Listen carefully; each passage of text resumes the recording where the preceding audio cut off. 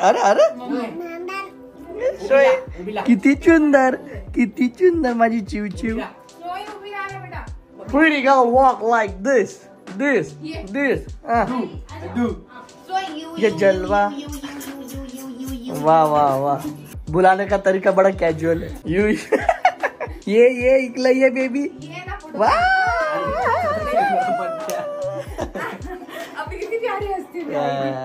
गजानन महाराज की, सियावर रामचंद्र की, बजरंग बली की जय. गणपती बाप्पा मंगल मूर्ती मोरया.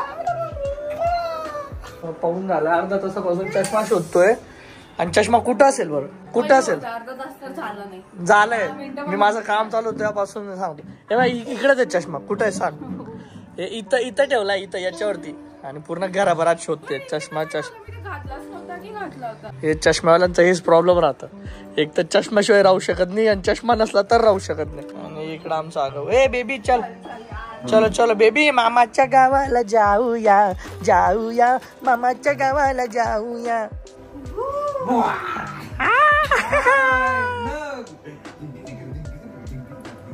नाही हा कोण आहे? अर्जुन.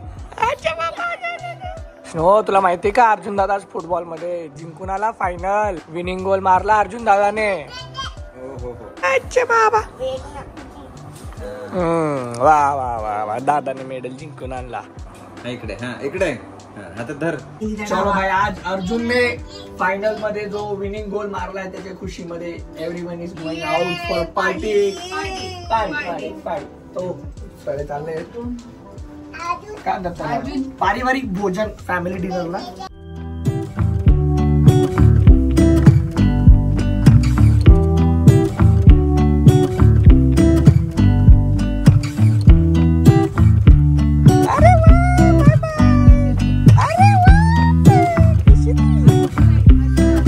अर्जुनला दादाला. अरे अरे बाबा चालली ती. बापरे बापरे. हो नाही, चलो चलो चलो भाई, चला आता चालू. परत येऊ बेटा, परत येऊ. So before going ahead in this video, मला तुम्हाला एका प्रोडक्टशी इंट्रोड्यूस करायचं होतं. That is Love Labs natural after bite turmeric balm. तर हा बाम खूप युजफुल आहे. स्पेशली जेव्हा मी स्नोईला संध्याकाळी खाली घेऊन जाते तेव्हा मॉस्किटो बाईट किंवा दुसरं कोणतेही छोटेफार इन्सेक्ट्स असतात, जर तिला कधी चावले किंवा तिच्या स्किनला टच झाले तर तिला फार इरिटेशन होतं. So at that time I just simply open this tub आणि याच्यातनं थोडीशी क्वांटिटी घेऊन तिच्या त्या अफेक्टेड एरियावर लावते आणि तिला लगेच रिलीफ मिळतो. याच्यामध्ये हळदी आणि पुदिना असल्यामुळे हे खूप नॅचरल पद्धतीने बनलेलं आहे. It is antiseptic and anti inflammatory, म्हणजे तिला जळजळ होत नाही त्या जागेवर. तिची जी स्किन आहे त्याला काहीही रिॲक्शन होत नाही. तुम्हाला असं वाटतंय की बाबा खूप जास्त बाईट झालेला आहे तर तुम्ही ते 2-3 वेळा त्याच्यावर अप्लाय करू शकता. पण this is really actually very helpful when your babies are small आणि आपण त्यांना संध्याकाळी बाहेर घेऊन जातो किंवा घरी मच्छर वगैरे चावलं तर त्या टाईमला हे खूप जास्त कामी येते. सो तुम्हालाही हे प्रोडक्ट परचेस करायचं असेल तर link is in description below and in pin comment. So go shop now. मम्मा आता नवीन काय पराक्रम घेऊन आली आहे. मला वाटलं आमच्या भिंती अजून थोडे दिवस व्हाईट राहतील, पण आता ते व्हाईट नसून व्हाईट होतील. करते स्नो काढते तुझ्या नावली. झाला श्री गणेश. आमचं घर बघून घ्या तुम्ही आता एकदा, ठीक आहे. White walls.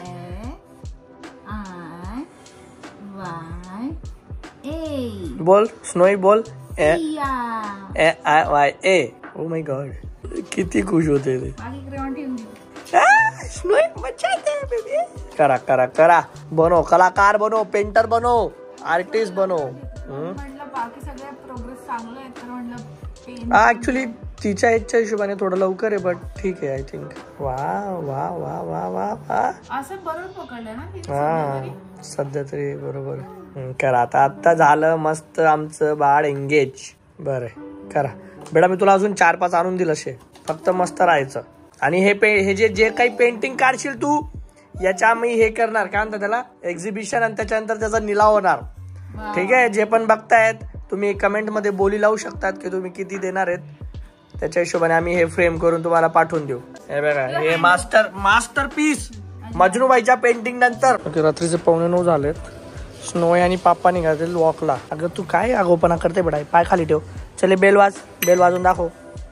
बेल वाज. हो बेल वाज. स्नोईचा थोडं बोटांमध्ये बेटा, तुला हा बोट सांगितलाय हा, याचा अर्थ तुला मोठे झाल्यावरती समजेल. हा चल काय नाही, चल जाऊ आता. चलो बाय बाय. मी स्नोईला खाली घेऊन जाऊ घरी परत आलो तर बघितलं तर पिऊची तब्येत खूप खराब होती. मग मी तिला लगेच दवाखान्यात जाऊन ॲडमिट केलं आणि ही तिची सिच्युएशन आहे. खरंच सांगतो, बायकांना पोस्टपार्टम खूप त्रास होतो. मायग्रेनचा त्रास जास्तच होतो. पिऊलाही मायग्रेनचा त्रास अधूनमधून होत असतो. जर तिची झोप पूर्ण नाही झाली, तिने पाणी व्यवस्थित नाही पिलं आणि आता मधीच थोडं तिला स्टमक अपसेट होतं, तर ते सगळं मिळून तिचा मायग्रेनचा इश्यू अजून जास्त वाढला.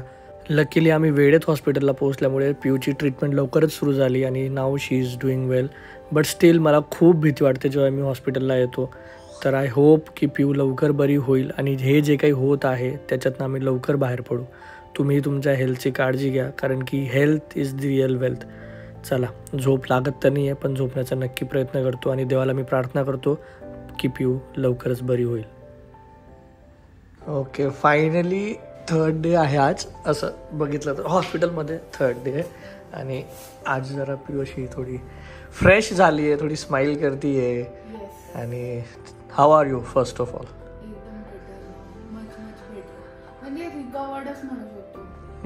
Ready to go home. मी तेच मगाशी आपण आम्ही दोघं बोलत होतो की लाईफमध्ये साला काही भेटो नको भेटो, पण हॉस्पिटलचं दर्शन कधीच नको भेटो. तेच भेटतं. आमचं ॲक्च्युली प्रत्येक वर्षाला असं काही ना काही होतच आहे.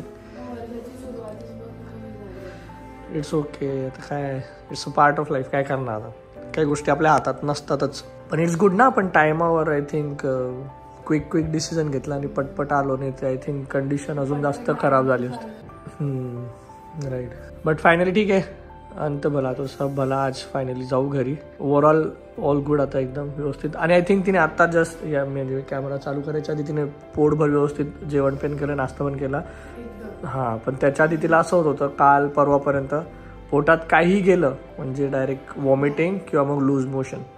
म्हणजे पोटात तिचं काहीच राहत नव्हतं. कंटिन्युअस आय गेस काल रात्रीपासून थोडे बंद झाले, नाही ते कंटिन्युअस झाले आणि सुरूच होते. पिऊमध्ये थोडी एनर्जी आली आता आणि त्याशी इतकी डल होती ना, म्हणजे मला काहीच सुचत नव्हतं. हां, आणि मला तेच वाटतं की तुला झोपेची पण खूप गरज होती. म्हणजे खूप आपण धावपळ. हां, ते मेडिसिन पण थोडे तसे राहतात ना, लाईक त्याच्याने पण गुंगी येते म्हणा किंवा बॉडी अशी होऊन जाते थोडी. तर बाय द वे आता तुम्हाला प्रश्न पडला असेल, मी पण इथं आहे, पिऊ पण इथं आहे, मग बिचारी आमची स्नोई कशी आहे, काय करत असेल. तर डोंट वरी, स्नोईसाठीच ॲक्च्युली सगळं पटपट आम्ही रेडी होऊन म्हणजे लवकर रिकवर झाली पिऊ ॲक्च्युली त्या मदर इन्स्टिंक्टमुळे. तर स्नोई घरी आहे. घरी दीपक आहे, दादा वहिनी आहे, अर्जुन आहे, तर सगळे आहेत. म्हणजे असं होणार नाही की स्नोईला आम्ही तिच्याकडे राहते ती म्हणजे गॉड. मी म्हणतो ना, आपण वी आर व्हेरी ब्लेस्ड. माहिती का, इतकं समजूतदार बाळ भेटलंय. ती ना रडते की मम्मा कुठे आहे, ना पापा कुठे आहे. हां, म्हणजे असं नाही की ती म्हणजे आम्ही गेलो की आमच्या मागेच राहील जर तिच्या समोर असलो तर.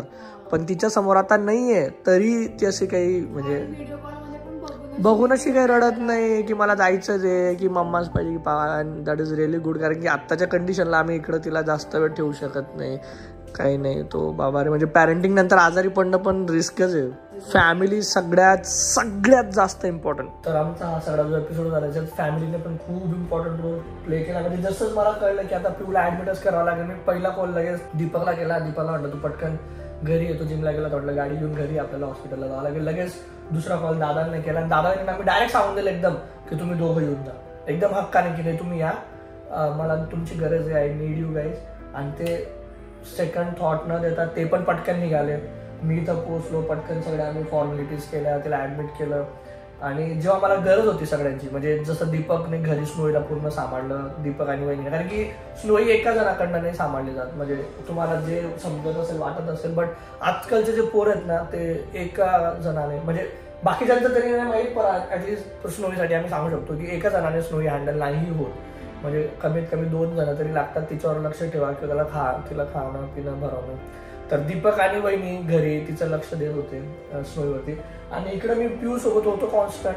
मी बाहेरची कामं काही करत होतो, पण दादा वॉज ऑलवेज देअर की डॉक्टरशी काही बोलायचं आहे, मला काही सेकंड ओपिनियन घ्यायचं आहे, किंवा मी जर पिऊ सोबत आहे तर दादाला पटकन डॉक्टरांना बोलून आणतोय, त्यांना विचारतोय की अरे हे असं करायचंय ते तसं करायचं, असं होईल का तसं होईल का. तर दादाची इतकी हेल्प झाली मला इथं, आणि दीपक आणि वहिनीची हेल्प झाली तिकडे घरी. तर समजा ही सिच्युएशन जर आम्ही पुण्यात एकटे राहिलो असतो दोघंच, न्यूक्लिअर फॅमिली, नको आम्हाला कोणीच नातेवाईक नको, हे नाही ते नाही, किती हाल झाले असते आमचे ते झाले नसते, आमच्या मुलीचे पण हाल झाले असते. तर जे लोक जॉईंट फॅमिलीमध्ये आहेत ना, तुम्ही यू आर रिअली ब्लेस्ड. म्हणजे तुम्हाला ती किंमत आता कळत नसेल, मे बी तुम्ही तुमच्या सासू सासऱ्यांना आई वडिलांना असं रोज बुमाबुम करत असाल त्यांच्या नावाने, पण अशा जेव्हा काही सिच्युएशन येतात ना, तेव्हा आपल्याला आपल्या घरच्यांची घरी किंमत कळते. जसं आम्हाला कळली आणि आम्हाला ती कामात पण आली, म्हणजे इथं जवळ राहून. तर फॅमिली सोबत असणं खूप जास्त इम्पॉर्टंट असतं, खूपच जास्त. म्हणजे जर तुम्ही आहात फॅमिली सोबत, so you guys are really lucky. ठीक आहे. आणि त्यांना जाऊन सांगा की थँक्यू सो मच, तुम्ही दरवेळेस आमच्या एवढं सगळं करता, तुम्ही आहात म्हणून सगळं काही होतंय. ठीक आहे. तर एवढं सांगायचं होतं. आणि सगळ्यात सेकंड इम्पॉर्टंट पॉईंट इज, खरंच म्हणजे काय सांगू आता, कसं बोलू मी ते, की गरिबांसाठी आजारी पडणं पण खूप अवघड गोष्ट माहिती का. आजारी पडणं ना एक मिडल क्लास व्यक्ती अफोर्ड नाही करू शकत. सर प्लीज, म्हणजे मी जे काय आता जेवढं बघतोय, आमचं ते ठीक आहे विदाउट इन्शुरन्स. म्हणजे आमचं ठीक आहे, आमचं दोघांचं इन्शुरन्स होतं. दोघांच्या इन्शुरन्स मध्ये पण अजून बऱ्याचशा गोष्टी होत्या जे एकाच्या याच्यात नव्हत्या, दुसऱ्याच्या याच्यात होतं. ते सगळं झालं मॅनेज. पण हे जर इन्शुरन्स नसतं राहिलं तरी मला सुद्धा हे जड पडलं असतं. म्हणजे खूप जास्त नाही, बट समहाऊ थोडंफार खूप फरक पडतो. पण जर ज्याच्याकडे इन्शुरन्स नाही जे समजा, तर बाप म्हणजे खूप अवघड होईल. सो प्लीज, म्हणजे जर तुम्ही पैसे सेव्ह करा किंवा तुम्ही SIP करा, फलाना डिगना करा नका करू, पण तुम्ही हेल्थ इन्शुरन्स नक्की घ्या.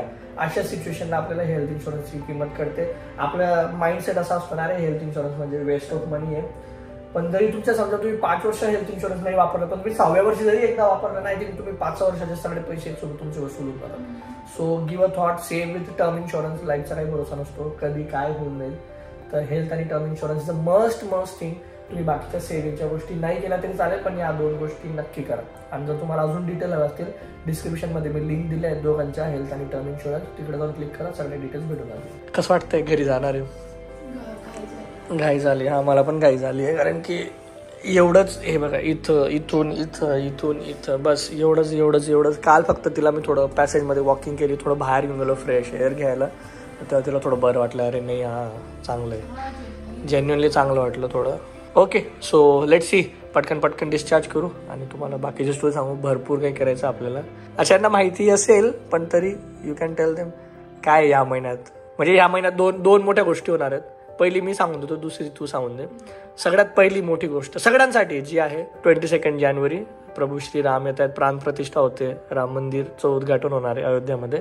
आणि सेकंड थिंग, आमची अॅनिव्हर्सरी आहे 30 जानेवारीला. पण बरं झालं की हा एपिसोड जास्त लांबला नाही. आता बघू आमचे जे काही प्लॅन्स आहेत ते होतात की नाही होतात, डिपेंड्स ऑन मॅडम्स हेल्थ. हां, तर तुम्ही प्रे करा कमेंट सेक्शनमध्ये की गेट वेल सून. आणि 30 जानेवारी 30 जानेवारी एकदम धमाक्यात जाऊ द्या असं म्हणून. चलो बघूया आता डॉक्टर येतील राऊंडला, काय म्हणतात ते. ओके, सो फायनली ऑफिशियली सगळं झालंय. By two this room. नाही, परत नाही बघायचं बाबा. हा, यावर्षी होपफुली परत नको यायला. आता झालं लकीली डिस्चार्ज. 1 वाजले आहेत. म्हणजे वाटलं नव्हतं इतकं पटकन होईल. सो म्हणजे खूप चांगलं होतं सगळं. एक्सपिरियन्स फॉर्च्युनेटली चांगलं होतं. आणि आता काय, मी गाडी आणली तर मी आणि पिऊ निघू आता. अरे बापरे, सुरुवात ठीक आहे एकदम अशी झाली आहे. आता बघू. पण आमचं हे आताचा म्हणजे दरवर्षी असं रोलर कोस्टर असं सुरूच राहतं आमचं. म्हणजे असं एकदम होणारच नाही पॉसिबल. कुछ तो याचा एक्साइटिंग आलंच पाहिजे रोलर कोस्टर. तेव्हा सुरुवातीला हा ठीक आहे ना, सुरुवातच धमाकेदार आहे ना एकदम. जून गेला म्हणजे जो धमाका होऊन गेला. आता शांतीत क्रांती करायची. ठीक आहे, चला आपण घरी जाऊ. स्नोईला पण भेटायचंय आणि मग बाकी पुढचं आता घरीच गप्पा मारू. बाय. ओके, फायनली बाहेरचं ऊन उजेड बघताय मॅडम. ठेवा पाय ठेवा. हाँ, बाबुल की दुआ मत लेती जा, यहाँ से घर पे जा डायरेक्ट और अच्छी रहे. So thank you Life Point Hospital, thank you Bappa, all good to go. चलो. प्यारी नंदी आले दुधू पिले. स्नो मामा कुठं होती? मामा कुठं होती? बोर गेली ती मला बोर. कुठे गेली? विचार करते. कुठं होती मामा? नो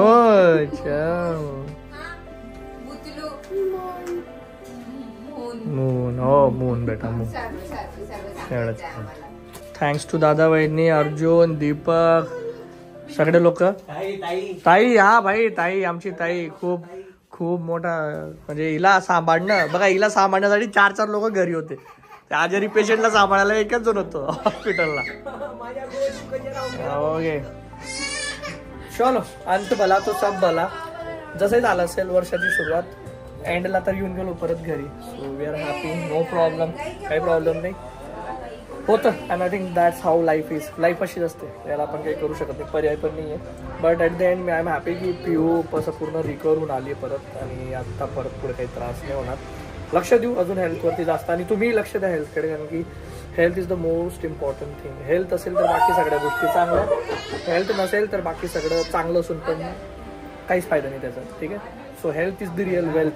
हे जे सेंटेन्स आहे ते खरंच खूप चांगलंच आहे. मग आता मी पण आराम करतो. 2-3 दिवस झाले, तुम्हाला दिसत असेल माझ्या अवतारावर ना कंटिन्युअस काही ना काही सुरू आहे. आता पिऊ पण जरा तयार होईल, फ्रेश होईल आणि आराम करेल. तिला स्ट्रिक्टली वॉर्निंग, एकदम आराम म्हणजे आराम. ठीक आहे. आपण भेटूया पुढच्या व्लॉगमध्ये. पुढे पुढचं काय होणार आहे. सो स्टे ट्यून, सबस्क्राईब करा, हेल्थकडे लक्ष द्यावं. ठीक आहे. चलो bye bye, thank you so much.